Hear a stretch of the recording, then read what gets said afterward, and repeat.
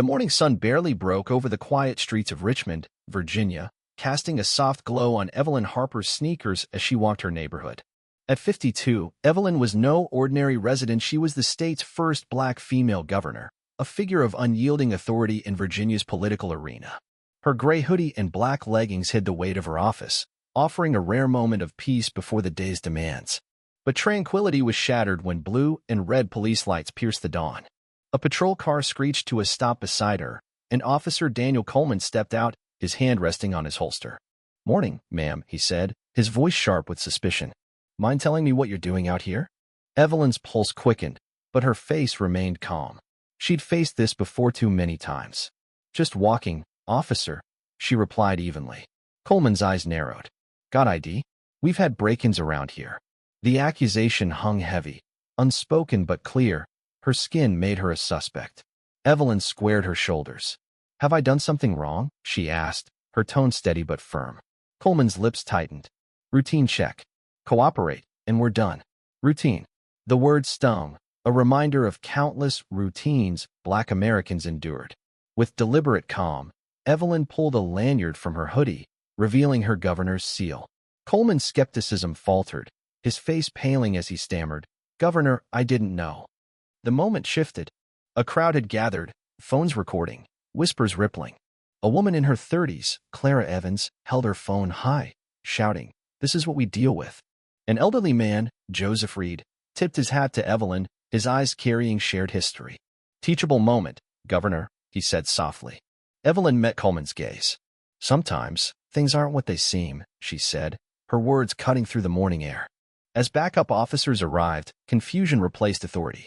Evelyn stood tall, her presence a quiet storm, sparking a movement no one saw coming. Back at her office, Evelyn called her chief of staff, Thomas Bennett. "It's gone viral," he said, his voice a mix of concern and opportunity. "Let's make it count." Evelyn nodded, her mind racing. This wasn't just her story, it was a chance to expose systemic rot. She met with her team, Thomas, Communications Director Sarah Mitchell, and legal analyst Rachel Turner. They strategized to amplify the incident, demanding police reform and transparency. Sarah proposed a press statement, while Rachel suggested compiling evidence for a civil rights inquiry. Evelyn agreed, sensing the stakes rising. That afternoon, journalist Laura Bennett from the Richmond Chronicle contacted Evelyn. "I'm hearing rumors," Laura said. "Directives targeting minority neighborhoods for surveillance. It's deeper than one cop." Evelyn's anger simmered. "Keep digging, Laura. We need the truth."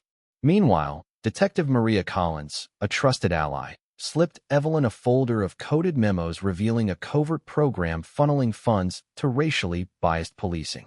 "This is bigger than Richmond," Maria warned. Evelyn's resolve hardened. She'd unravel this web, no matter the cost. The next day, an anonymous letter slid under Evelyn's door, its words chilling. "Follow the money. Silence can be bought, but truth emerges in chaos." Attached was a flash drive with financial records linking police contracts to corporate and political players. Evelyn shared it with Maria, who traced funds to officials profiting from biased policies. The evidence was damning, but dangerous. Evelyn knew exposing it could spark backlash or worse. Yet she pressed on, rallying her team to prepare for a public reckoning.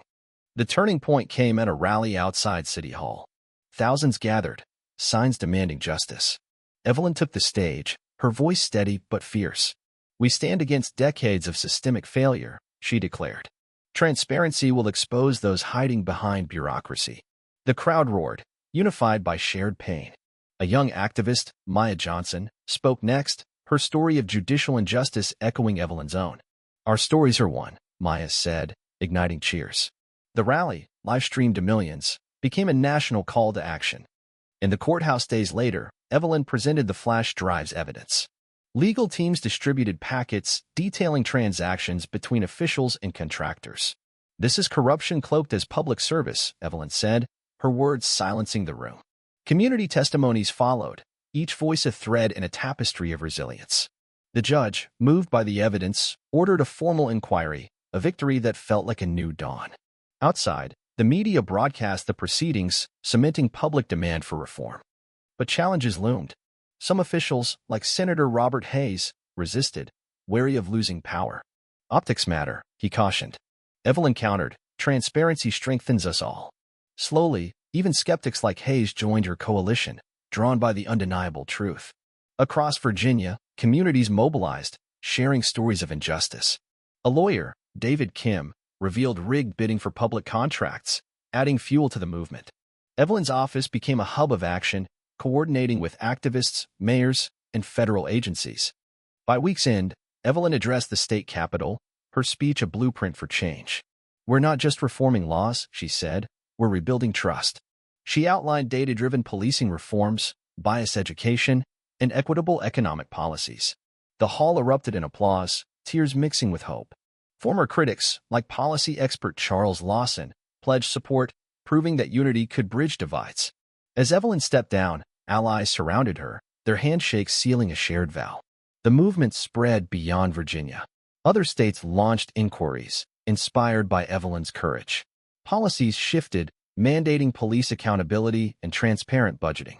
Evelyn's morning walk, once a moment of indignity, had sparked a revolution. In her office, she reflected on the faces at the rally. Maya, Joseph, Clara, their stories now part of a legacy.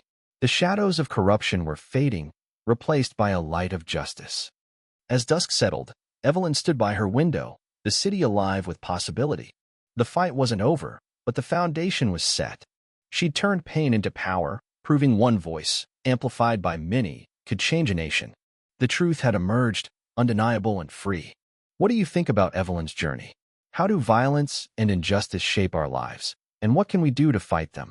Share your thoughts in the comments below. Your voice matters in this ongoing story of justice.